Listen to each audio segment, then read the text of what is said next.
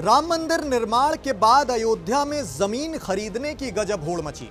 हर संपन्न परिवार यहां जमीन पर इन्वेस्ट करने की कोशिश में है और आपने अलग अलग अखबारों में यह पढ़ा ही है कि यूपी आवास विकास परिषद यहां 1800 एकड़ का एक टाउनशिप बनाने जा रही है, जिसको लेकर भूमि अधिग्रहण का प्रोसेस भी धड़ाधड़ जारी है।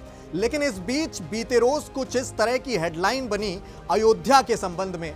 Ayodhya land registries 7 years and waiting, no revision in circle rates.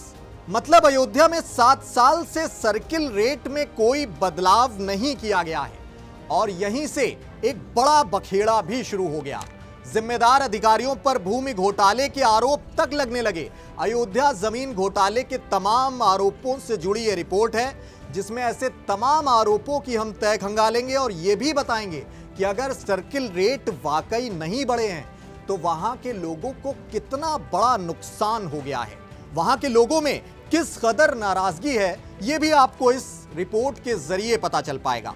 साल 2019 में सुप्रीम कोर्ट ने राम मंदिर निर्माण का जब रास्ता खोला, तब से ही अयोध्या में के नेता से लेकर ऑफिसर्स तक परिवार में जमीन खरीदने की होड़ में लगे हुए हैं। खरीदारों में अरुणाचल प्रदेश के डिप्टी सीएम के चोना में बीजेपी नेता केसरगंज के पूर्व एमपी हैं Brijbhushan Sharan Singh, UP STF chief हैं अमिताभ यश, ऐसे तमाम दिग्गज लोग शामिल हैं। अलग अलग अखबारों ने सुप्रीम कोर्ट के फैसले के बाद से मार्च 2024 तक राम मंदिर के आसपास के 25 गांवों में जमीन खरीद बिक्री की 2500 रजिस्ट्री की पड़ताल के बाद यह दावा किया है कि इन इलाकों में जमीन की डील 30% तक बढ़ गई है। अलग अलग रिपोर्ट्स की ओर से 18 वीआईपी फैमिली की जमीन खरीद का लगातार जिक्र किया जा रहा है। अगर उस लिस्ट का जिक्र करें तो उसमें यूपी के गृह सचिव हैं संजीव गुप्ता, यूपी के शिक्षा विभाग के संयुक्त निदेशक हैं अरविंद पांडे, रेलवे के deputy chief engineer Mahabal Prasad हैं, आईपीएस ऑफिसर पलाश बंसल हैं, IPS Anoop Singh, retired DGP Yashpal Singh, CBI के पूर्व सचिव अनुराग त्रिपाठी, हरियाणा योग आयोग के अध्यक्ष हैं जयदीप आर्या। ऐसे तमाम लोगों की लिस्ट है, तमाम जो आप ग्राफिक्स में देख रहे हैं, ऐसे तमाम लोगों की फेहरिस्त है जिनका जमीन घोटाले में आरोप लग रहा है, जमीन घोटाले को लेकर, और इसको लेकर लगातार जांच की मांग की जा रही है। अलग अलग मीडिया रिपोर्ट्स के हवाले से खबरें हैं। अब यह मुद्दा प्रमुखता से उठ रहा है कि अयोध्या में जमीन का सर्किल रेट 7 साल से क्यों नहीं बढ़ाया गया, जिसके आधार पर ही स्टांप ड्यूटी जो है वो तय होती है। वैसे तो आपको जानकारी में यह भी लाएं कि यूपी के 54 जिले ऐसे हैं जिसमें 2017 के बाद से सर्किल रेट में कोई बदलाव नहीं हुआ है। 54 जिले ऐसे हैं। जिलाधिकारी सर्किल रेट की हर बार समीक्षा तो कर लेते हैं, लेकिन सर्किल रेट के आधार पर ही वहाँ की स्थिति के आधार पर ही सरकार जो है मुआवजा देती है, लेकिन सर्किल रेट में बदलाव नहीं किया गया।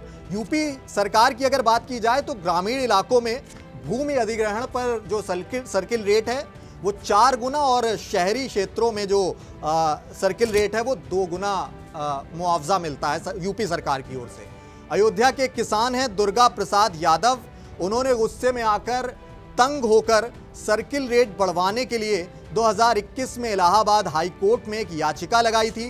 राज्य सरकार ने 2022 में हाई कोर्ट को यह जवाब दिया कि 2018, 2019, 2020 और 2021 के सर्किल रेट में समीक्षा की गई थी, लेकिन बाजार भाव 2017 जैसा ही था, इसलिए इसमें कोई चेंजमेंट नहीं किया गया। ये सरकार का पक्ष था।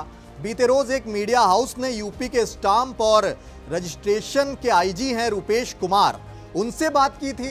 उन्होंने ये ऑन रिकॉर्ड बोला था कि साल 2022 और 23 में सर्किल रेट बढ़ाने का प्रस्ताव तो था, लेकिन सरकार की ओर से भाई कोई मंजूरी नहीं दी गई। वो बोले कि साल 2023 में 21 जिलों में सर्किल रेट बदला गया, जिसमें अयोध्या के पड़ोसी जिले बस्ती और गोंडा भी शामिल थे। वैसे तो ये सर्वविदित है कि आमतौर पर उन इलाकों में सर्किल रेट नहीं बढ़ाया जाता है जहां सरकार को किसी परियोजना के लिए जमीन खरीदने की जरूरत हो, ताकि मुआवजे में जो है वो कम खर्च आए।